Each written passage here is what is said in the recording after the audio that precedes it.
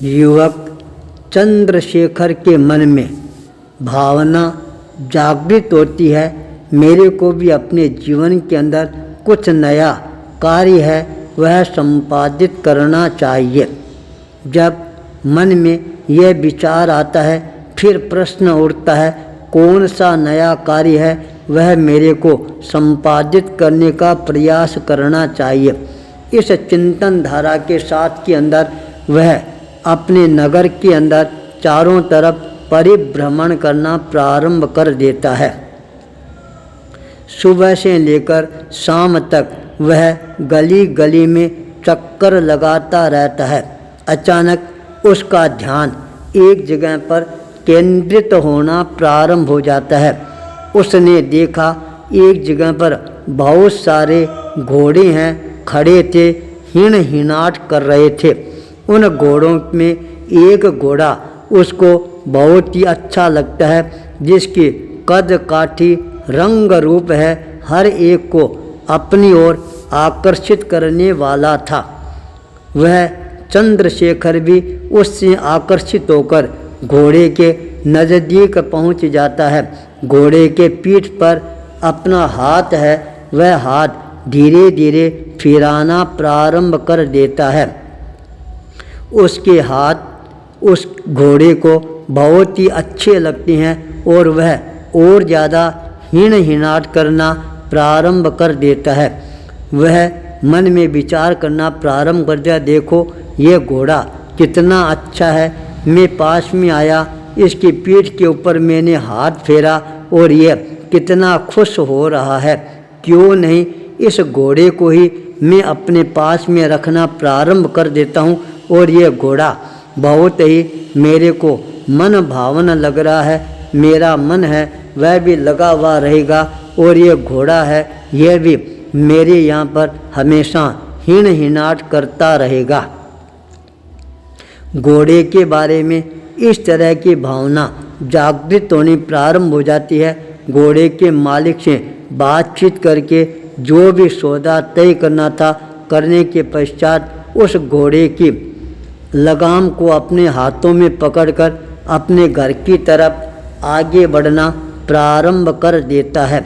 जब वह अपने घर पर पहुंचता है उस समय मन में चिंतन करना प्रारंभ कर देता है, अब घोड़े की सुरक्षा करना है, यह मेरा पहला दायित्व और कर्तव्य बन जाता है।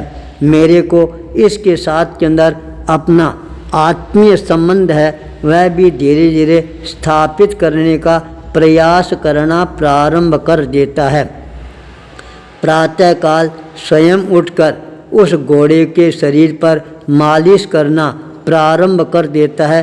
अपने हाथों से घोड़े को दाने हैं वो खिलाना प्रारंभ कर देता है। प्रातःकाल परिभ्रमण करवाने के लिए वहाँ पर हमेशा प्रतिदिन है अपने गांव के बाहर जो पानी का जलाशय था वहाँ पर चक्कर कटवाने के लिए ले जाना प्रारंभ कर देता है। पर उसके सामने एक समस्या उभर कर आती है। वह समस्या थी रात्रि के समय अपने घोड़े की सुरक्षा को किस तरह से अंजाम प्रदान किया जाए।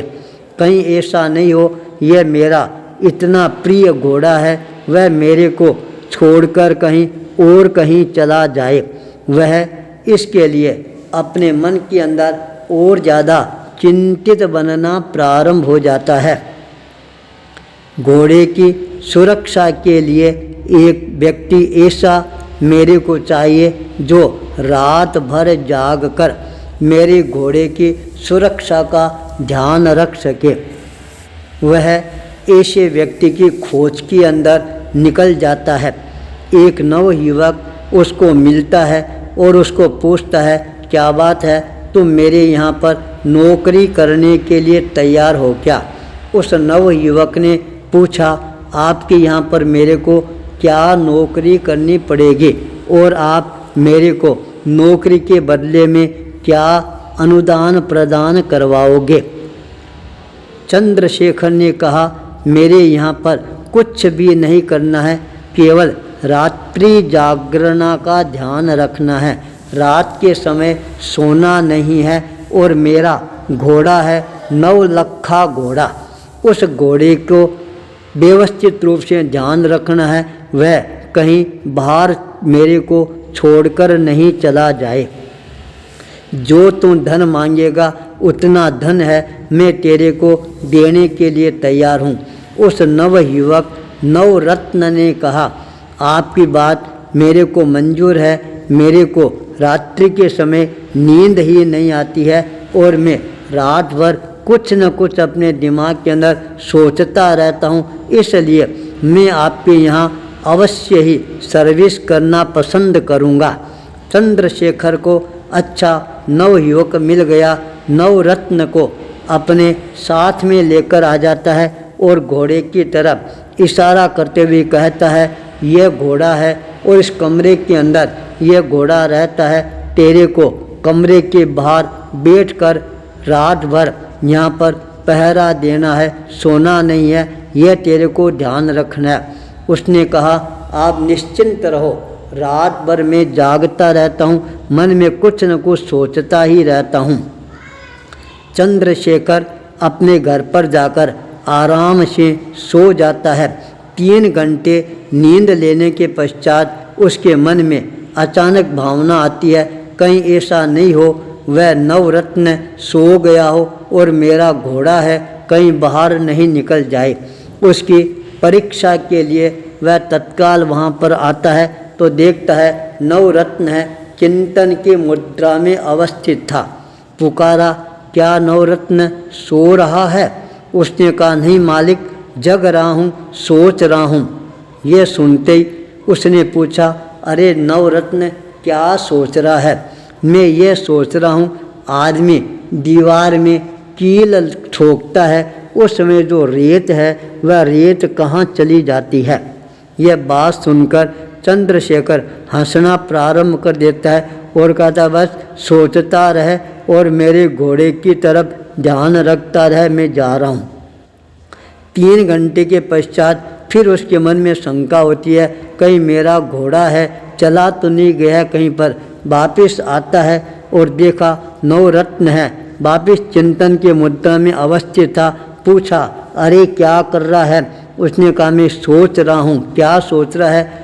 टूथपेस्ट होता है, जब उसको दबाती हैं तब टूथ है बाहर क्यों आता है, भीतर की ओर क्यों नहीं जाता है, यह मैं सोच रहा हूँ। यह सुनकर वह चंद्रशेखर हंसना प्रारंभ कर देता है और कहता है, सोचते रहना और मैं जा रहा हूँ।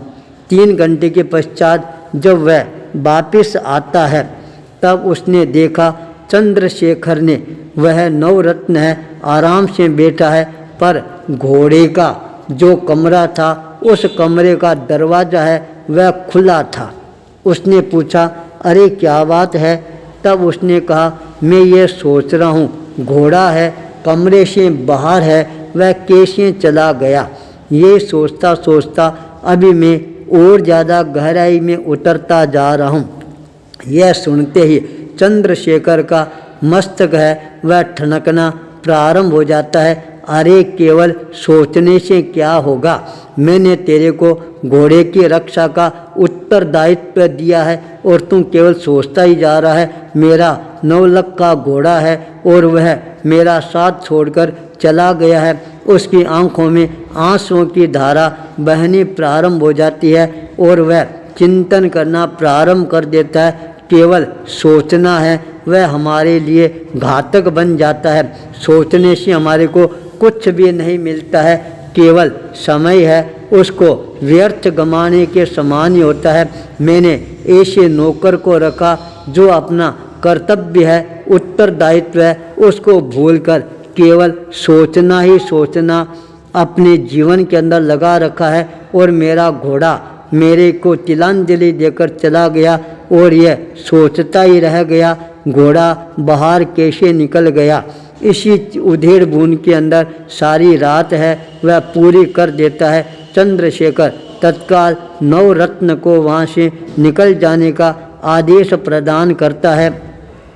केवल सोचने का परिणाम है उसको भुगतना ही पड़ता है। सोचने से कुछ भी नहीं मिलता है। सोचने के साथ के अंदर आचरण का महत्व होता है, वरना केवल सोचना है वह समय को बर्बाद करने वाला बन जाता है। सोचने से कुछ नहीं मिलता है। आचार्य भूपेंद्र।